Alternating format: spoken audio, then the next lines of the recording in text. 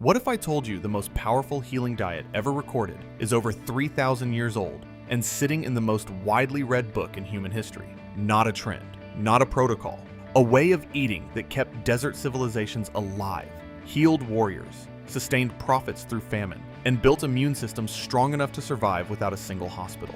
Modern nutritional science is only now catching up to what these meals were doing all along. Today, we are looking at 19 of them, and exactly why every diet book written in the last 100 years missed what ancient people already knew. Stick around. Number 13 is the meal that clinical researchers recently confirmed reduces inflammation markers better than most pharmaceutical anti-inflammatories. And number 19 is a preparation so nutrient-dense that historians believe it sustained entire armies for months on nothing else. Hit subscribe. Here are 19 biblical meals that will heal you instantly, ranked from impressive to absolutely incredible. Number 1, lentil stew, also called the red pottage, the meal Esau traded his birthright to receive in Genesis. That bargain alone tells you how this stew was valued. Lentils were a dietary cornerstone across the ancient Near East for thousands of years. Cheap, storable, fast cooking, and nutritionally extraordinary. A single bowl of lentil stew provides complete plant-based protein, significant iron, folate, and soluble fiber at concentrations that modern nutritionists classify as therapeutic. The iron content specifically addresses the most common nutritional deficiency in human history. Soluble fiber in lentils feeds beneficial gut bacteria, which regulate immune function, inflammation, and mood through the gut-brain axis. Folate supports cellular repair. Polyphenols reduce oxidative stress throughout the body. Lentils disappeared from the Western diet as meat became cheaper and more culturally dominant through industrialization. Protein became synonymous with animal protein, and legumes were quietly demoted to side dishes or poverty food. But the ancient world never made that mistake. Lentils were the food of builders, scholars, and soldiers precisely because they worked. Think of it as the meal that built civilizations, available for the price of a handful of dried legumes. Number 2, barley bread, the bread of soldiers, laborers, and the feeding of multitudes.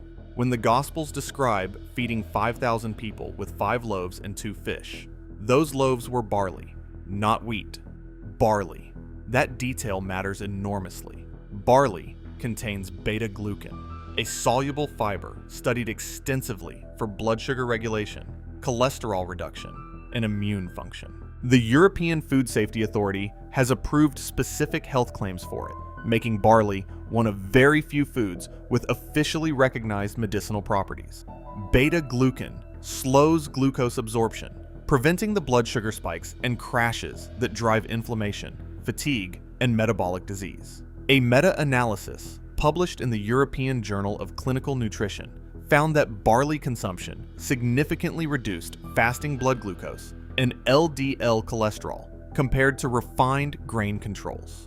The ancient world used barley as a staple because it was more filling, more sustaining, and more resilient than wheat.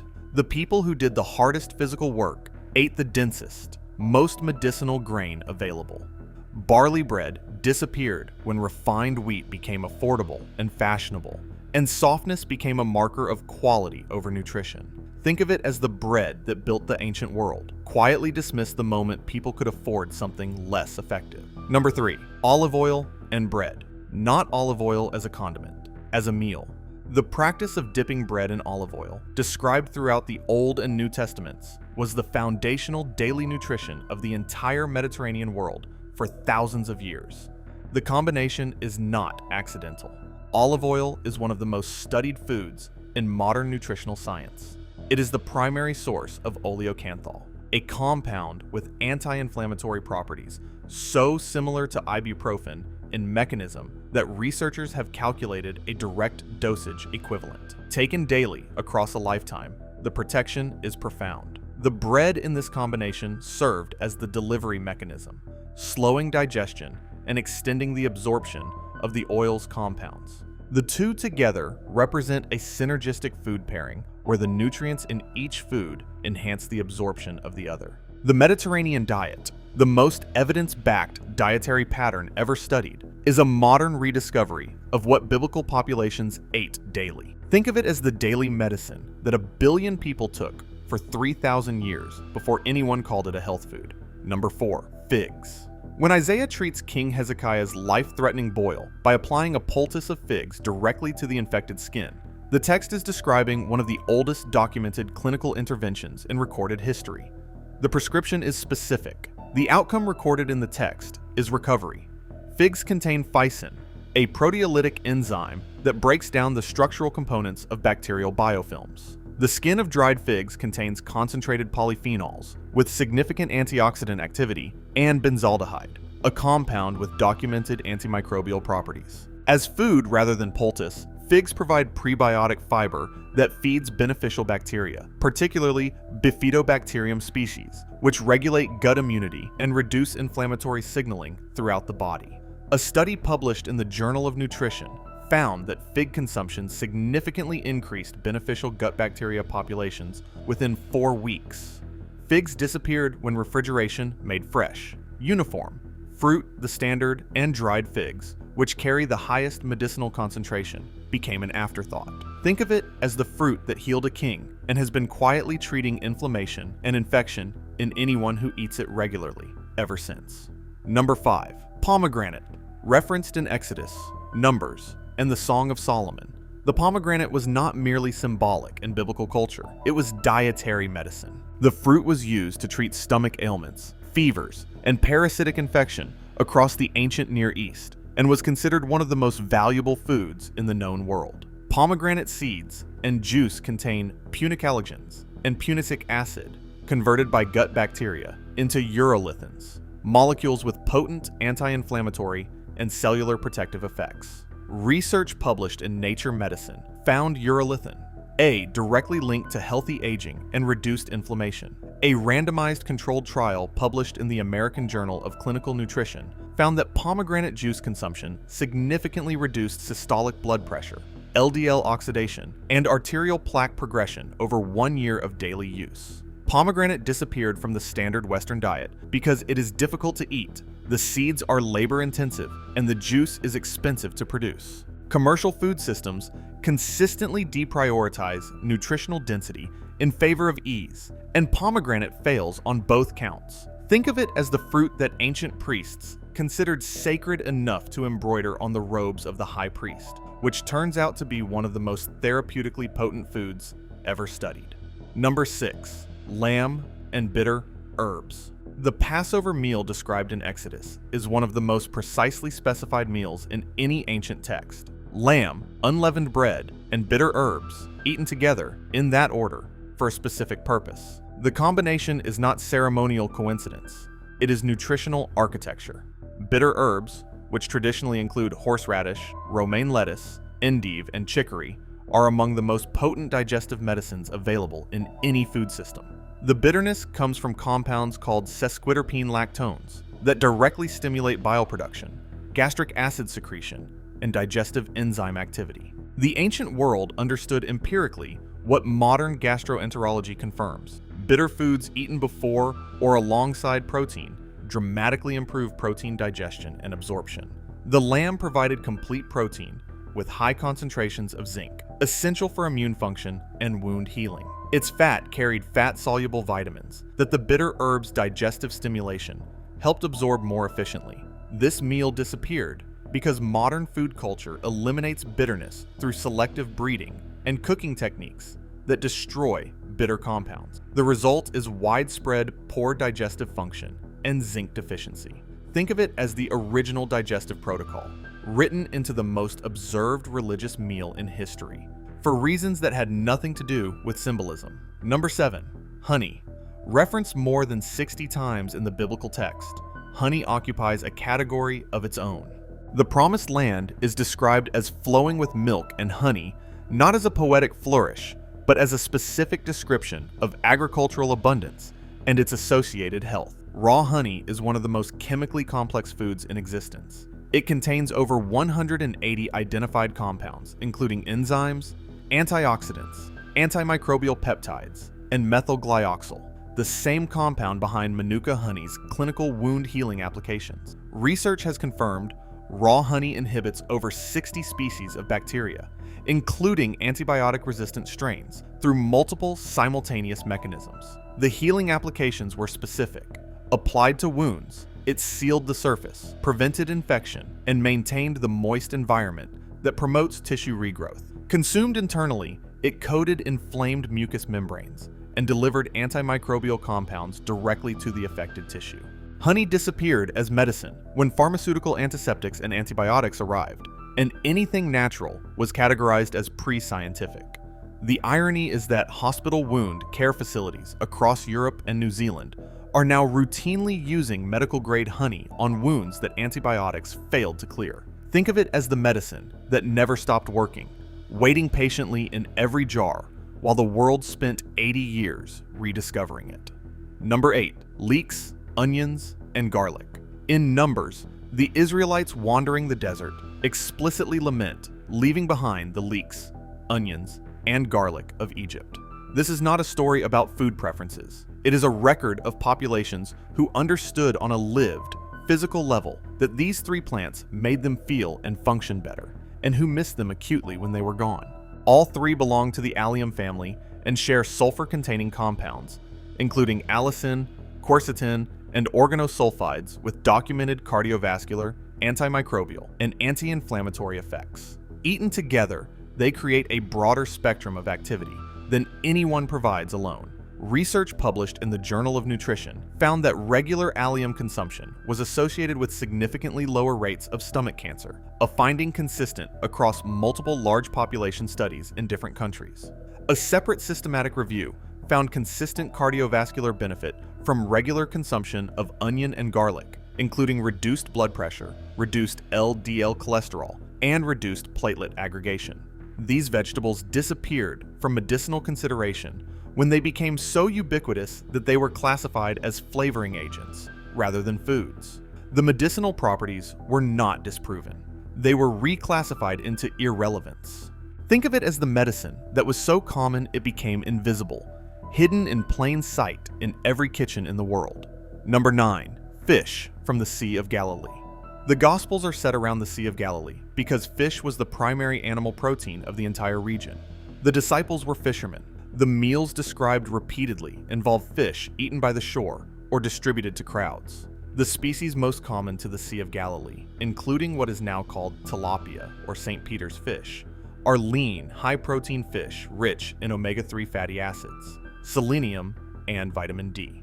Omega-3 fatty acids, particularly EPA and DHA, are the most studied nutrients in modern cardiovascular and neurological research. A meta-analysis published in the Journal of the American Medical Association found that regular fish consumption reduced cardiovascular mortality by 36% across the studies examined. Selenium, present in high concentrations in most fish, is an essential cofactor for glutathione peroxidase, the body's primary antioxidant enzyme, and is critical for thyroid and immune function. Fish as a daily meal disappeared from most Western diets as meat became cheaper and more culturally prestigious through industrialization.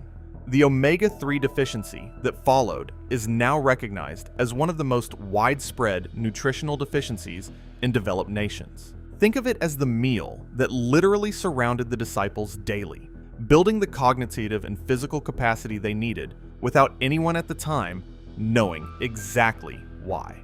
Number 10. Grape, vinegar, and bread.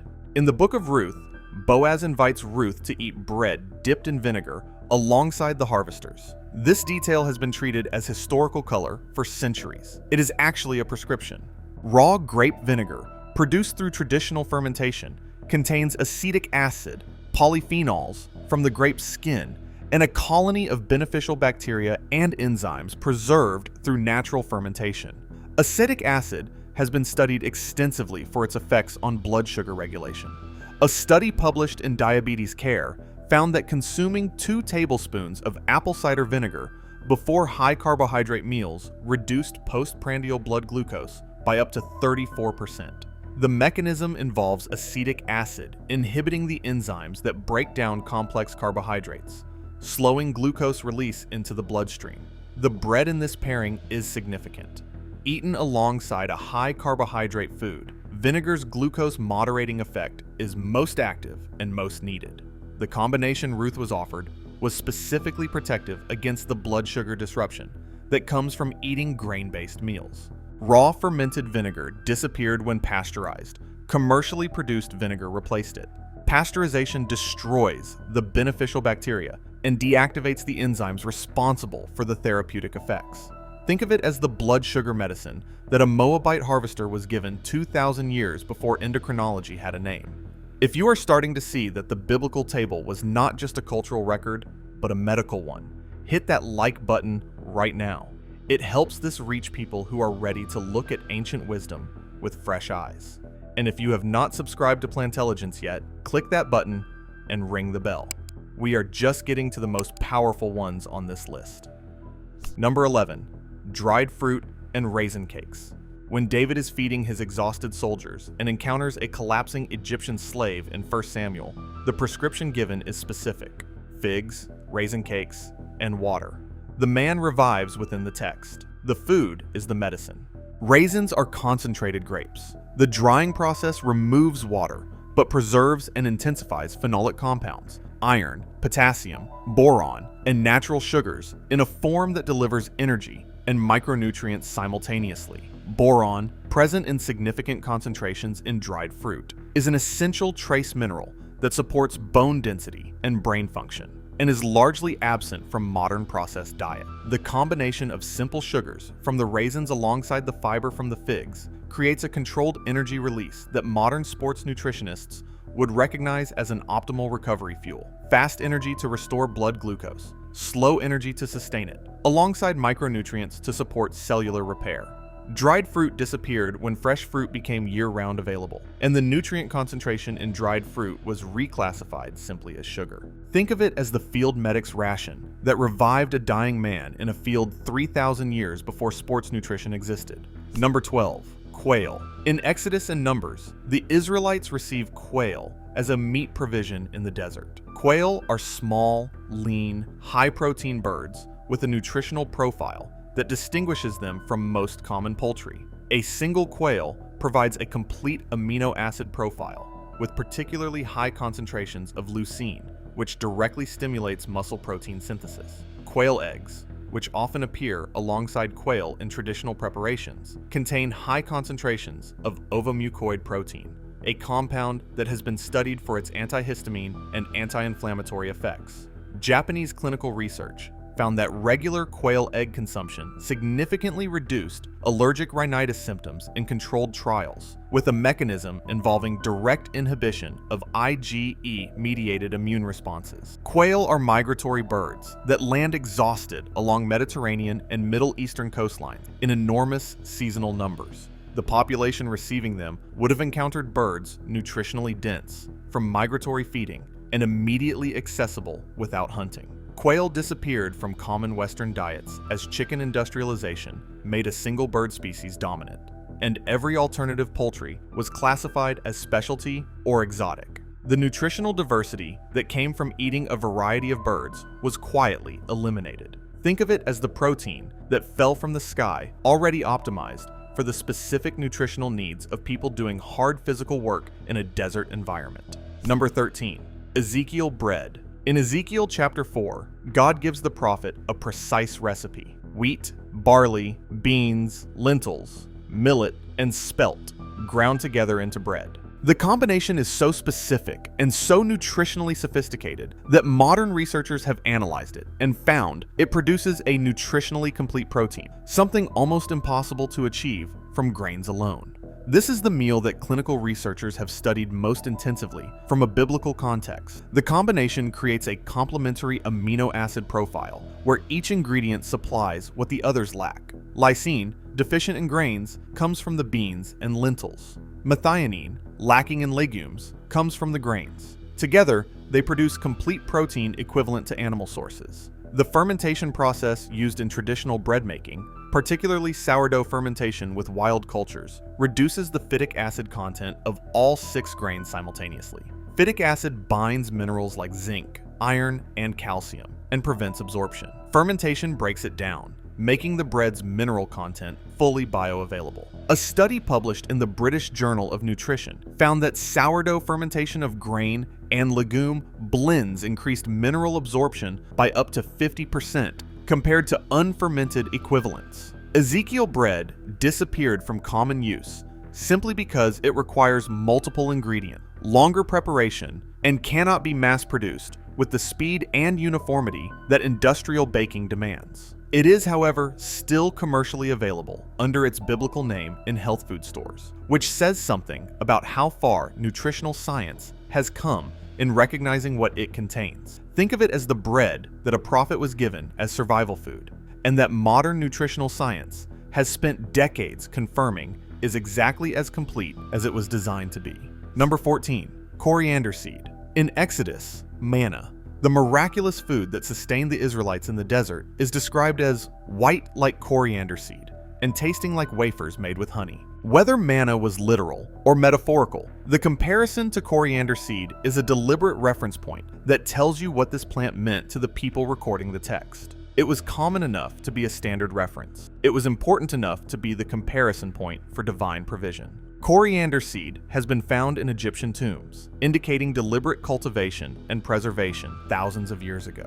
In Ayurvedic and traditional Arabic medicine, it was prescribed for digestive complaints, urinary infections, and blood sugar regulation. Research published in the Journal of Ethnopharmacology found that coriander seed extract significantly reduced blood glucose in diabetic animal models by stimulating insulin secretion and inhibiting glucose absorption. A human pilot study published in the same journal found reduced fasting blood glucose and improved insulin sensitivity in participants consuming coriander seed daily for 8 weeks. The anti-inflammatory compounds in coriander seed, particularly linalool and alpha-pinene, have documented activity against several inflammatory pathways associated with arthritis and metabolic syndrome. Coriander seed disappeared from medicinal use in the West when it was reclassified purely as a culinary spice. The dosing required for therapeutic effect is higher than typical culinary use, which means the medicinal application requires intention. That intention was lost when the plant was moved from the medicine cabinet to the spice rack. Think of it as the seed common enough to be a biblical reference point, carrying therapeutic properties that researchers are only now beginning to quantify properly. Number 15, milk and honey together. The Promised Land is described throughout the Old Testament as a land flowing with milk and honey. This phrase has been read as poetic abundance for centuries. It is also a nutritional description of two specific foods eaten in combination that create effects neither produces alone. Raw milk, as consumed in the ancient world before pasteurization, contains lactoferrin, immunoglobulins, enzymes, and beneficial bacteria. Lactoferrin is an iron-binding protein with documented antimicrobial and immune-modulating properties. The enzymes in raw milk, including lactase and lipase, improve the digestion of the milk itself. Honey combined with milk creates a prebiotic and probiotic environment simultaneously. The oligosaccharides in honey act as prebiotics that selectively feed beneficial bacteria. The bacteria in raw milk provide the probiotics. Consumed together, they establish and sustain a beneficial gut microbiome with a specificity that modern probiotic supplements are still trying to replicate. This combination disappeared when pasteurization eliminated the biological activity of milk, and raw milk was reclassified as a public health risk. The loss of those enzymes and beneficial bacteria is one of the most consequential nutritional changes in the last 100 years. Think of it as the original probiotic therapy, written into the description of an ideal land because the people describing it had experienced what it felt like to eat it daily. Number 16, roasted grain. In the book of Ruth, Boaz offers Ruth roasted grain directly from the harvest field. In 1 Samuel, Jesse sends David to the battlefield with roasted grain as provisions. Parched grain, dry roasted over fire, without oil or water, was a standard field ration across the ancient Near East because it was portable, shelf-stable, and nutritionally immediate. The roasting process does something chemically specific to grain that modern food science calls the Maillard reaction. At high dry heat, amino acids and sugars react to produce antioxidants and melanoidins with documented prebiotic effects in the gut. The result is a food more immediately digestible than raw grain, more antioxidant rich than boiled grain, and more bioavailable than milled flour. The starch in dry roasted grain remains more resistant than in bread, meaning it feeds gut bacteria rather than raising blood sugar. Roasted grain disappeared when milling and baking replaced direct grain consumption. The convenience of bread made the simpler preparation obsolete. But the nutritional properties of unprocessed, dry roasted whole grain are distinct from and in several ways superior to those of any bread made from the same grain.